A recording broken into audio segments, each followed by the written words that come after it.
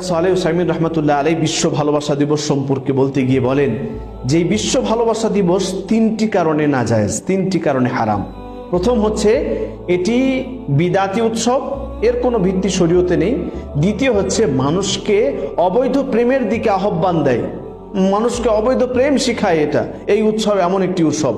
তৃতীয় হচ্ছে এই উৎসব এমন একটি খারাপ উৎসব যে এই উৎসব যে সমস্ত মুসলিমরা পালন করে তারা সালফে সালেহিনদের অনুসরণ থেকে দূরে সরে যায়, তারা সালফে সালেহিনদের অনুকরণ থেকে দূরে সরে যায়। তাই আমরা চেষ্টা করব এই বিশ্ব ভালোবাসা দিবস থেকে এড়িয়ে চলার।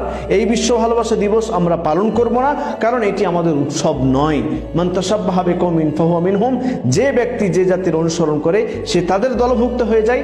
ফলে আমরা খ্রিস্টানদের দলভুক্ত হতে যাব না, বরং আমরা মুসলিম থাকার চেষ্টা করব। আল্লাহ তাআলা আমাদের সকলকে গুনাহের কাজ থেকে বিরত থাকার তৌফিক দান করুন।